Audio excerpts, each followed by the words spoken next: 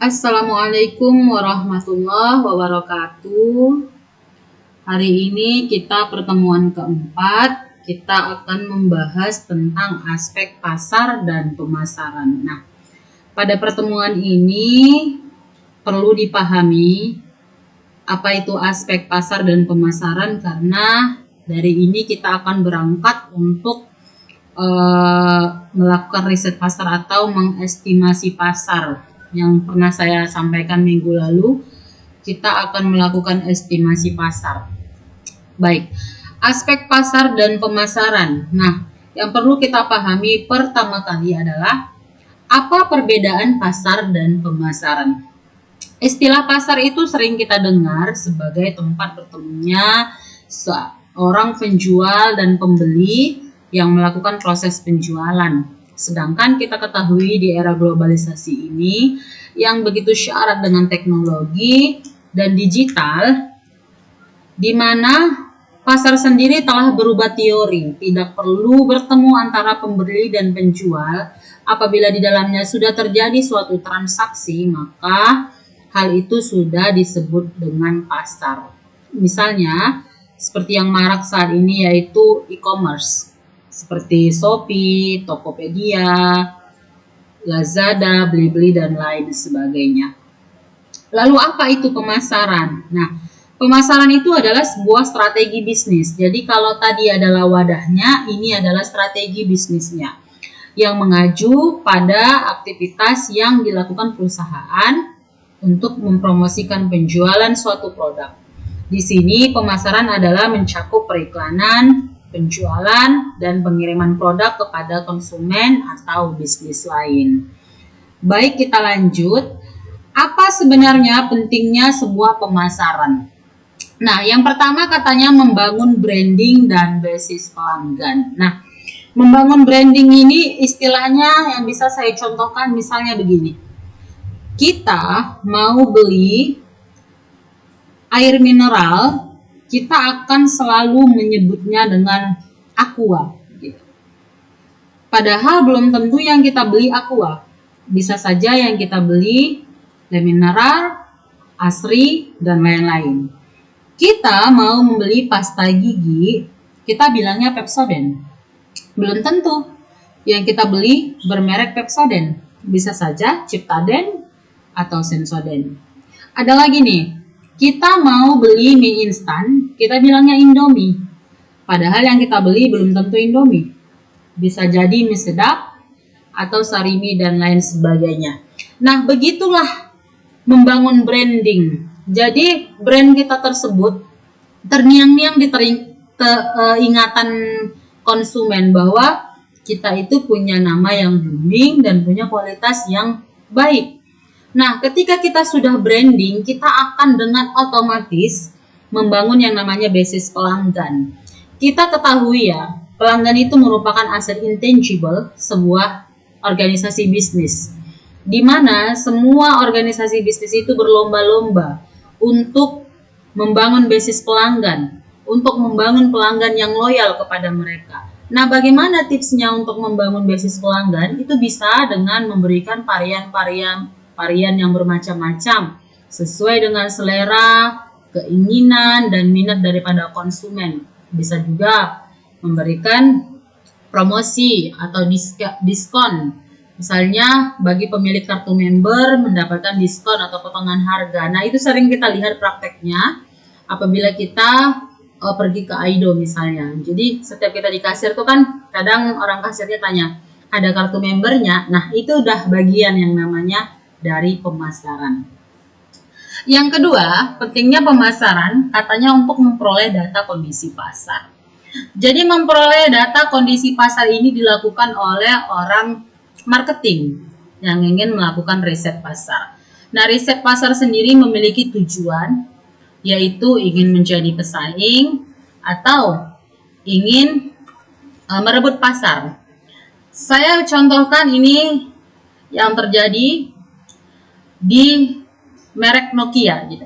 Kita tahu bahwa Nokia itu mempunyai brand yang sangat-sangat baik pada zamannya di hadapan konsumennya gitu. Dia punya pangsa pasar yang luas dan loyal konsumen yang banyak gitu. Nah, Android ingin menikung pasar daripada Nokia. Bahkan saya lihat bukan lagi sekedar menikung, tapi sudah merebut pasar Nokia gitu. Nah, bagaimana Android ingin merebut? Tentu Android harus melakukan riset pasar dengan memperhatikan jumlah permintaan dan jumlah masyarakat yang ada atau konsumen yang ada.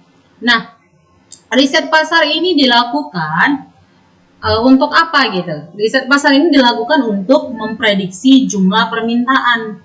Nah, setelah diprediksi jumlah permintaan, data-data tersebut diberikan kepada pengelola produk atau bagian produksi agar nantinya kuantitas yang di-launchingkan, kuantitas yang dibuat itu tepat sesuai dengan keinginan konsumen dan kualitasnya tepat pula sesuai dengan kemauan pasar.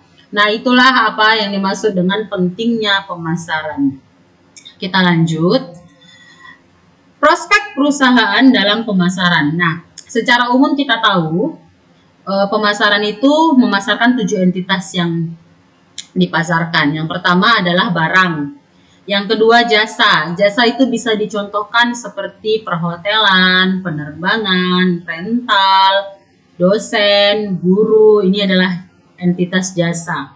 Lalu acara. Kalau acara itu seperti pertelevisian, YouTube, TikTok. Pengalaman. Nah, kalau pengalaman ini bisa saya katakan ini adalah perpaduan dari barang dan jasa, di mana perusahaan tersebut dia itu memberikan konsumen untuk melihat, misalnya melihat seperti Disneyland atau hal-hal magic gitu, atau hal-hal kuno gitu. Jadi seperti pertunjukan dia gitu. Lalu ada orang. Yang dimaksud dengan entitas orang ini bukan perdagangan manusia ya, atau human trafficking, bukan.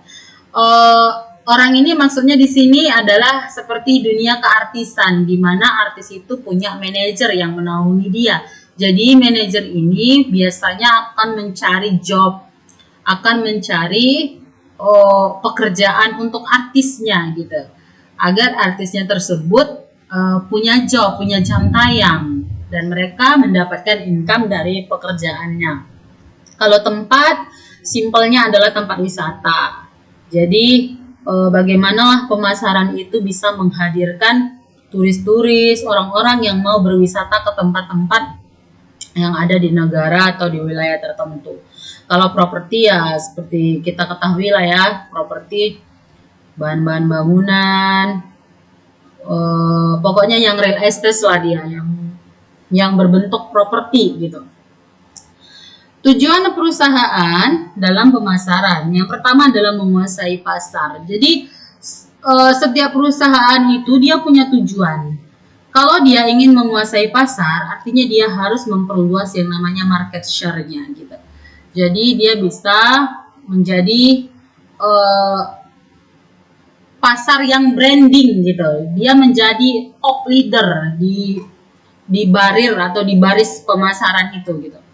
Lalu yang kedua katanya mengurangi kompetisi. Nah, mengurangi kompetisi ini misalnya dengan memberi harga yang serendah-rendahnya dengan kualitas yang sama dengan pesaing lainnya gitu. Jadi dia itu memang betul-betul ingin mematikan lawan, dalam artian ingin mengurangi yang namanya kompetisi atau mengurangi kompetitor. Meningkatkan prestis. Nah, kalau meningkatkan prestis ini bisa saya contohkan dengan perusahaan yang ingin meningkatkan image baiknya di hadapan masyarakat, di hadapan konsumen, di hadapan setiap pelanggan-pelanggannya. Lalu meningkatkan penjualan dan laba. Ini sudah barang tentu. Jika misalnya penjualan kita meningkat dengan adanya pemasaran, tentu laba kita juga akan meningkat, omset kita juga akan meningkat gitu.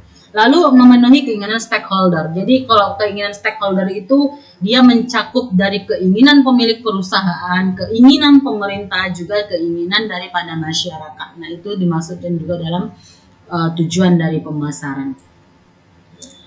Nah, Ini sudah dipelajari ya, struktur pasar ini sudah dipelajari kalau saya tidak salah dan saya tidak silap itu dalam ekonomi manajerial. Nah, pasar itu ada pembagiannya. Yang pertama adalah pasar persaingan sempurna. Pasar di mana persaingannya berada di level yang paling besar.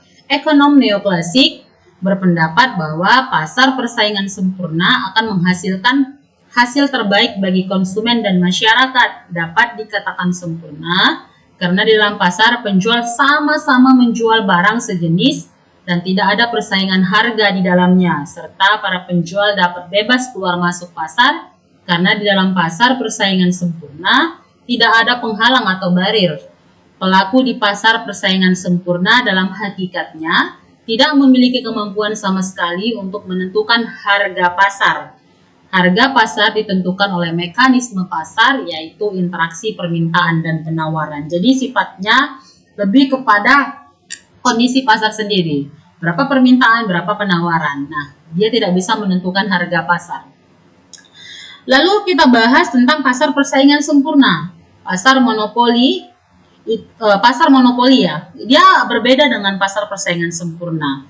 Dia merupakan kebalikan dari pasar tersebut, di mana di dalam pasar monopoli hanya terdapat satu penjual untuk satu jenis barang tertentu. Pada umumnya, produsen monopoli memperoleh laba melebihi normal karena adanya hambatan masuk ke dalam pasar, serta di dalam pasar monopoli, produsen adalah sebagai price maker, pembuat harga. Pasar monopoli merupakan suatu pasar atau industri di mana perusahaan individual memiliki kontrol atas harga output mereka. Jadi pasar monopoli ini bisa kita contohkan seperti PLN kayak gitu ya, yang mana hanya mereka aja tuh gitu. Tapi sering juga kita lihat, kita dengar juga ya, kadang-kadang katanya BUMN merugi, termasuk PLN gitu merugi. Kadang kita mikirnya di mana gitu jenis ruginya ya kan, karena hanya mereka loh satu-satunya gitu. Kita nggak bisa cari alternatif lain yang hanya mereka gitu. Lalu kita masuk ke pasar persaingan monopolistik. Bentuk pasar yang di dalamnya terdapat banyak penjual yang menghasilkan atau menjual produk yang berbeda-beda. Pada dasarnya, persaingan monopolistik adalah pasar yang berada di antara pasar persaingan sempurna dan monopoli. Tidak adanya homogenitas produk adalah aspek pokok yang membedakan pasar persaingan sempurna, dan bukan aspek jumlah perusahaan yang ada di dalam pasar maupun aspek kebebasan bagi perusahaan-perusahaan baru untuk masuk ke dalam pasar. Yang terakhir adalah pasar oligopoli. Struktur pasar yang industrinya didominasi oleh sejumlah kecil perusahaan yang saling bersaing. Setiap perusahaan memiliki kekuatan yang cukup besar untuk mempengaruhi harga pasar. Pasar oligopoli adalah pasar yang terdiri dari sekelompok kecil perusahaan. Biasanya, struktur dari industri dalam pasar oligopoli terdapat beberapa perusahaan raksasa yang menguasai 70-80% dari seluruh produksi atau nilai penjualan. Nah, ini 4 jenis struktur pasar. Ini contohnya ya, monopoli, PLN, MS Windows, oligopoli, minyak mentah, MS Windows, persaingan monopolistik, novel, film bioskop, persaingan sempurna, gandum atau susu. Nah, kita masuk kepada segmentasi pasar. Segmentasi pasar itu maksudnya adalah membagi pasar menjadi beberapa kelompok pembeli yang berbeda, yang mungkin memerlukan produk atau marketing mix yang berbeda pula gitu. Jadi kita tuh men-segmen sektor gitu ya. Kita membagi-bagi gitu, membagi-bagi pasar. Nah, ini ada variabel segmentasi pasar. Yang pertama adalah segmentasi geografi. Segmen ini membagi pasar dengan melihat letak geografinya, misalnya negara, atau diperkecil menjadi provinsi, kabupaten, dan seterusnya. Pebisnis bisa menentukan dalam setiap kabupaten atau kota mau meletakkan berapa unit market. Jadi perusahaan mampu beroperasi di beberapa daerah dan menghilangkan peluang dari daerah lainnya. Masuk kita kepada segmentasi demografi. Segmentasi demografi berbagi pasar sesuai usia, pendapatan, jenis kelamin, ras, agama, generasi, pendidikan, dan lain sebagainya. Segmentasi psikografis. Segmentasi yang yang membagi pasar melalui kepribadian konsumen. Psikografis ialah ilmu yang menggabungkan psikologi dan demografi untuk mengetahui lebih dalam keinginan konsumennya melalui gaya hidup, nilai, dan kepribadiannya. Segmentasi perilaku. Segmentasi ini dibagi sesuai pengetahuan pengguna, sikap, dan respon terhadap barang atau jasa, di mana perusahaan akan mengetahui konsumen potensial dari respon yang mereka tunjukkan saat melihat peluncuran produk baru. Oke. Kita masuk kepada pasar sasaran dan targeting. Jadi targeting itu maksudnya kita harus pasar sasaran itu maksudnya mengevaluasi setiap keaktifan segmen, kemudian memilih salah satu segmen pasar atau lebih, satu atau lebih untuk kita layani gitu. Evaluasi segmen mulai dari ukuran dan pertumbuhan setiap segmen, seperti data penjualan terakhir, proyeksi laju, pertumbuhan, dan margin laba setiap segmen. Dan apa sih sasaran dan sumber daya perusahaan yang dimiliki. Jadi di targeting inilah nanti kita bisa membuat estimasi pasar. Nah, disinilah nanti melalui targeting ini kita akan membuat estimasi pasar. Lalu market positioning, menentukan posisi yang kompetitif untuk produk atau suatu pasar.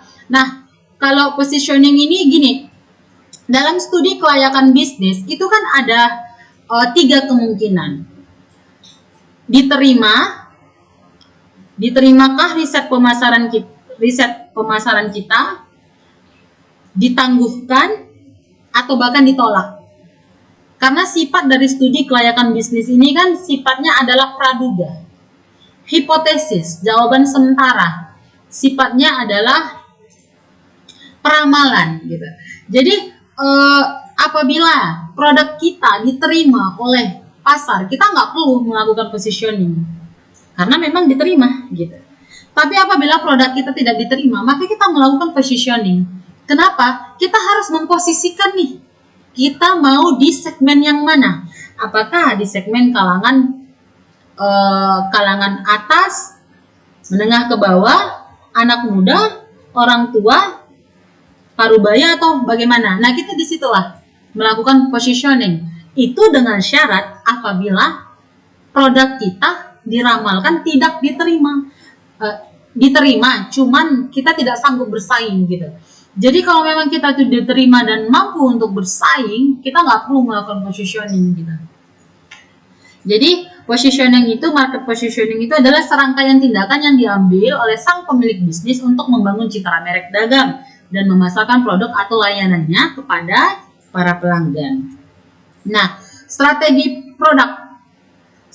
produk dari bauran pemasaran ya, yaitu yang pertama dengan mendefinisikan, memilih, dan mendesain suatu produk sesuai kebutuhan konsumen, mulai dari logo dan moto, menciptakan merek, menciptakan kemasan, dan menentukan label. Strategi harga. Strategi harga itu ada 4. Yang pertama skimming pricing, penetration pricing, status quo pricing, dan discount pricing. Nah, saya jelaskan dari skimming pricing. Jadi skimming pricing ini adalah penentuan harga setinggi-tingginya, tetapi dengan memberikan penawaran kualitas yang sebaik-baiknya. Gitu.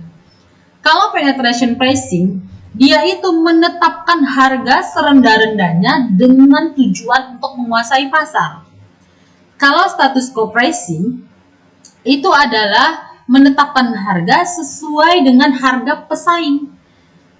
Kalau discount pricing adalah menetapkan harga diskon untuk meningkatkan penjualan. Jadi ini disebut dengan strategi harga. Kita masuk ke strategi lokasi dan distribusi. Nah, lokasi itu harus dekat dengan kawasan industri, dekat dengan perkantoran, dekat dengan lokasi pasar, pusat pemerintahan, lokasi perumahan masyarakat, dan mempertimbangkan jumlah pesaing di suatu lokasi, sarana, dan prasarana. Nah, strategi promosi bisa melalui periklanan, promosi penjualan, publisitas, penjualan pribadi. Nah, ini materi selesai untuk aspek pasar dan pemasaran. Minggu depan kita masuk kepada perhitungan estimasi pasar. Disitulah saya katakan kita akan melihat, kita akan membuat suatu riset bisnis di mana kita akan mencoba menjadi pesaing suatu bisnis dan kita akan melakukan estimasi pasar. Kita akan menghitung berapa persen lagi nih pasar yang tersisa buat kita gitu. Apakah besar dan omsetnya berapa, diperhitungkan, diramalkan gitu. Jadi kita minggu depan masuk ke pelajaran estimasi pasar dan sangkut dan dia itu sangat berkaitan dengan aspek pasar dan pemasaran. Oke, pertemuan 4 sampai di sini. Terima kasih untuk perhatiannya. Mohon maaf untuk segala kekurangannya. Assalamualaikum warahmatullahi wabarakatuh. Selamat sore.